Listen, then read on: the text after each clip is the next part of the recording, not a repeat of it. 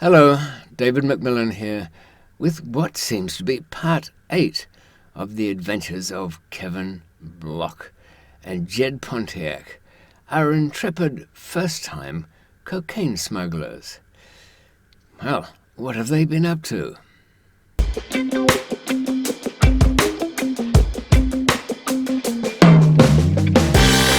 Very patient followers of this story will recall that Jed Pontiac, a former Ohio, Cleveland car salesman, managed to scrape together, with difficulty, some money to go to South America.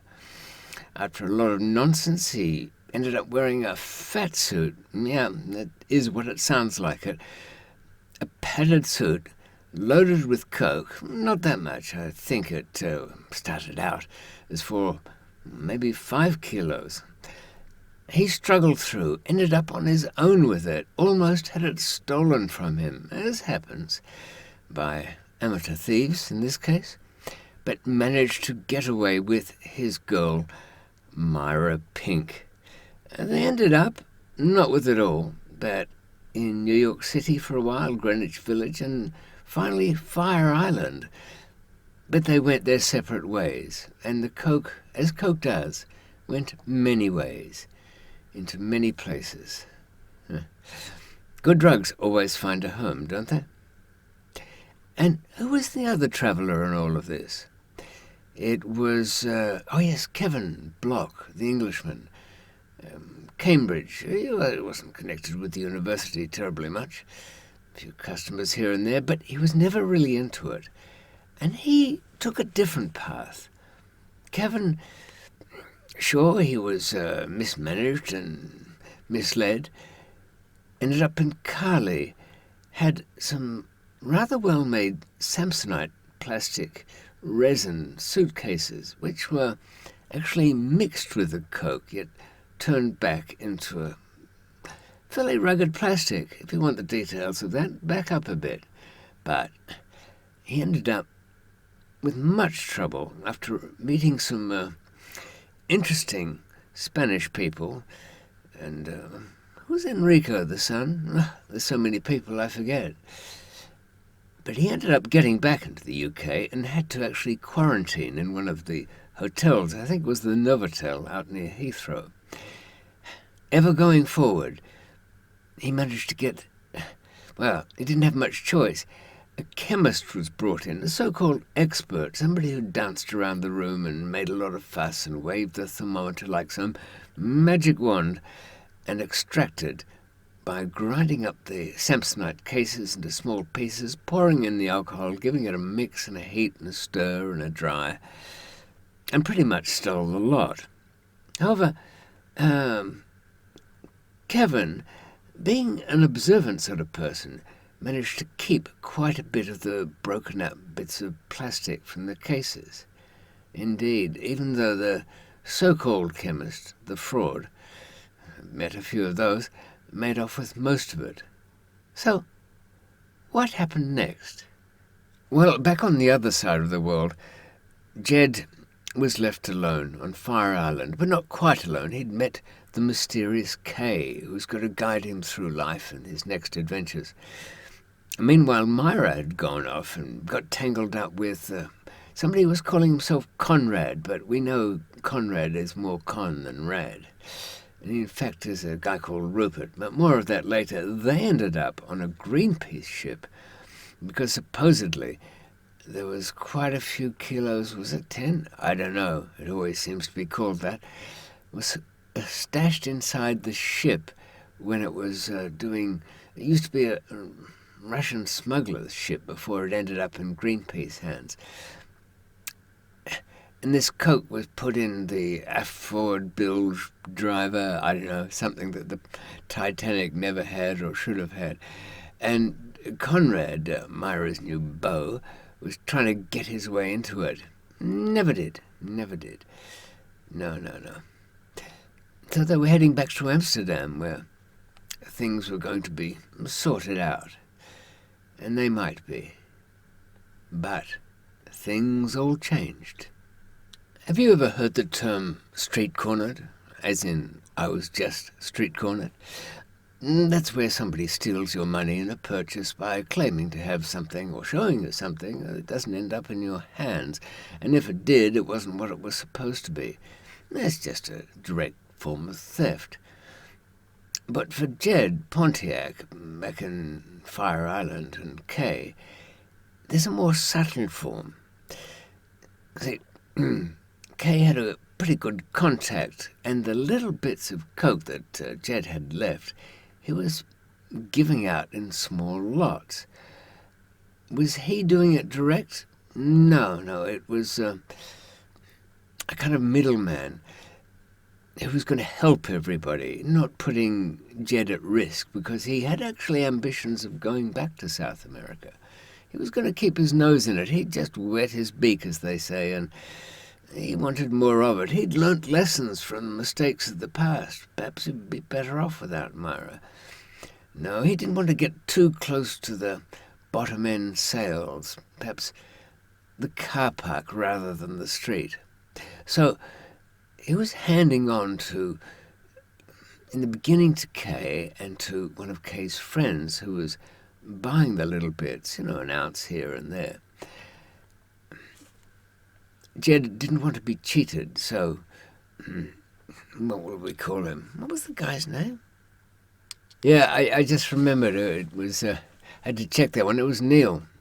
Why is there one more person? People are saying, David, look, just strip away a few of the... You can't help having a lot of people involved in all of this. Because, at its simplest, Jed's stuff was going to Kay's friend. It doesn't matter who he is, I won't give you another name. But it was being taken over afternoons by Neil. Kay's friend was happy. It was, it wasn't being messed with, this stuff. It doesn't happen often. And so he was paying premium. And they never met, really, after the first couple of meetings. That is, Jed never met Kay's man anymore. This Neil would be the go-between. Things went on. Then Neil started throwing up excuses. The payments were late. Kay's friend needed a bit more time. But could he have some more because he was heading off somewhere for a dope sniffers conference or something? In the end, there was another deficit growing, but Jed put his foot down quite firmly. In fact, he got old Neil by the scruff of the neck. Because remember, Jed's quite a tall fellow and a Clevelander, and they'll only take so much shit, And he kind of wrung out the truth when he found that the guy that it was supposed to be going to was not far away at all. In fact, was at a local hotel back towards the mainland, if you want to call it that. The point is this: what Neil was doing was draining it out. What he was getting, he was cutting a little bit. Then the next day, he'd cut a little bit more. Now, Kay's friend, who was paying premium, started to whine by about day 3, started to seriously object by the end of that week, and wouldn't take it by the time it was getting down beyond about 60% of what it is. And Neil is pocketing the difference, or nosebagging the difference in this case, not much cash in the end of it. But you see, Jed's learning here. He smelled a rat, put a stop to it.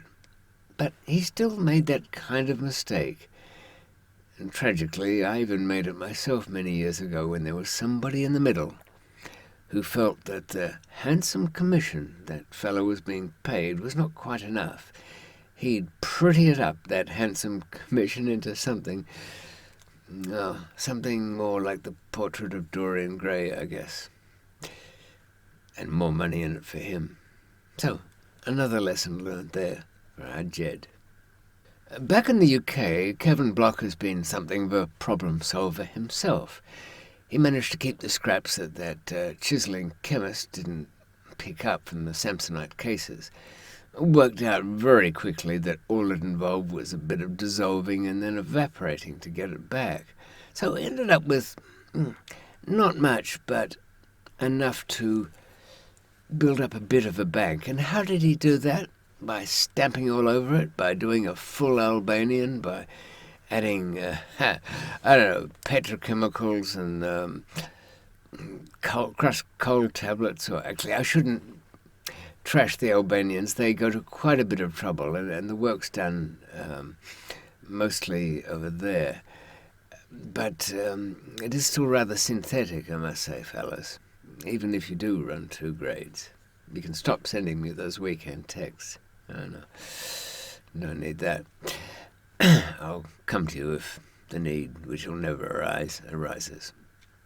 Kevin has kind of patched it up with his girl, ᵀᴵᴺᵎ, and worked out what to do with Bradley. Who?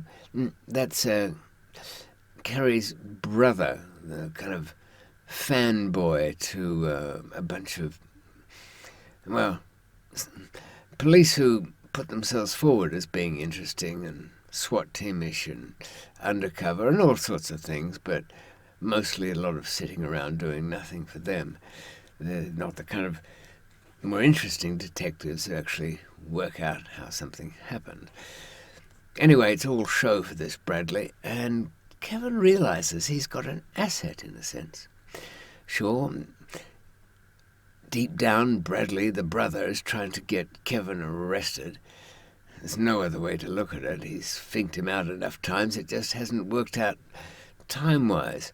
I remember last time that, Bradley, the brother's information got fed back, but no arrest was made in Spain because the Spanish authorities had bigger plans for Enrico and son.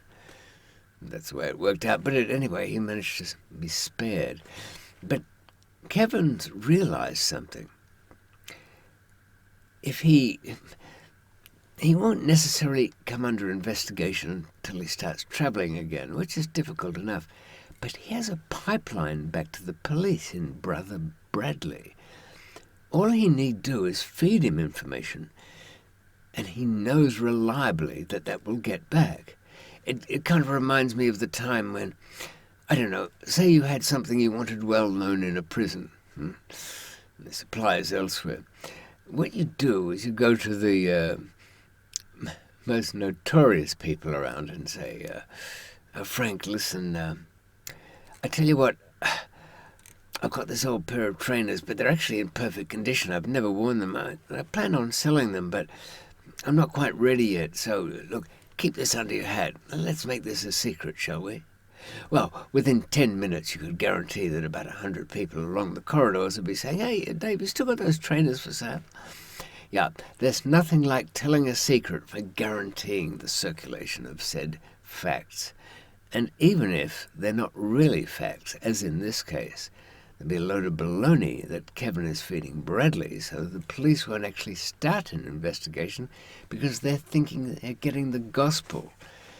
Yeah, it all could be a bit tiring, but look, the triads have been doing that for years with investigators.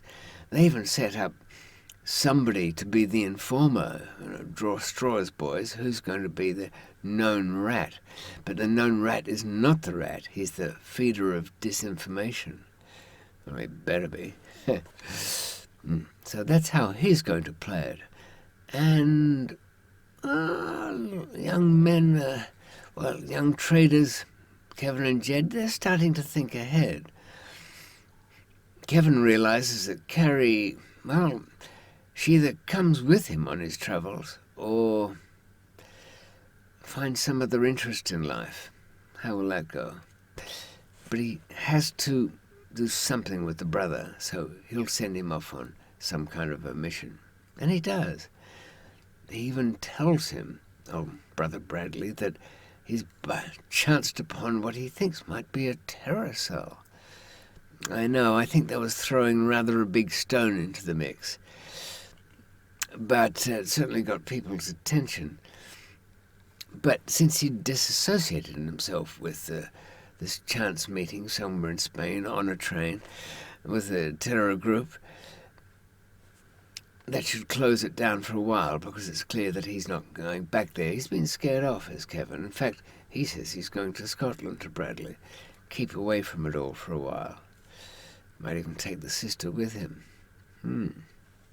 Is he really? No, he's not. Jed with K's assistance, or is it K using Jed? An oil company has been kind of assumed. It's in the Middle East. It does explorations. It does test drilling here and there around the world. There's talk of prospects in Venezuela. I know, dangerous ground. Margarita Island, that's a really risky place. The whole country's falling to bits through mismanagement. I mean, serious. Jed is taking care of building up the background to this oil company, or the oil test exploration drilling company more properly. Equipment is being ready to be sent over to South America. Whereabouts in Venezuela? Well, close to the border, you can bet that much. And it's a busy little place, the border of Venezuela and Colombia. We'll be going there next time. And really, anybody who's followed to date will know that there's something going on with the oil exploration company. What is it? Perhaps you can tell me.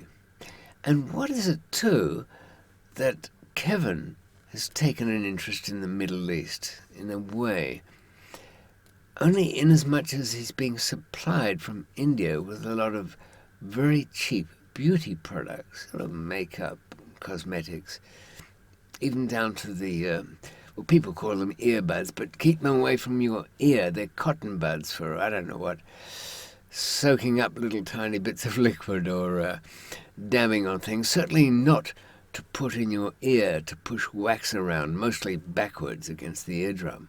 You know what a good ear doctor said to me once? He said, David, the only thing you should try and push down into your ear is your elbow. But, I almost said, except I realized where he was going, I can't get my elbow anywhere near my ear. I think that was the point. But next time, we'll see what Conrad gets up to in Amsterdam. We'll find out that Myra has, in fact, been home Myra herself and managed to get the stuff that was hidden behind those great bolts that Kevin the conman couldn't shift, because he never thought to actually go behind the bit of equipment that it was supposedly attached to.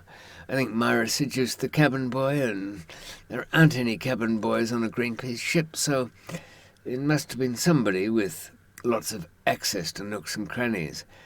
But she somehow got a hold of that and has headed off back from Amsterdam into the rest of Europe. What will she do with that? And will Kevin come across her? Remember their paths crossed very briefly, all of them? Back where was it?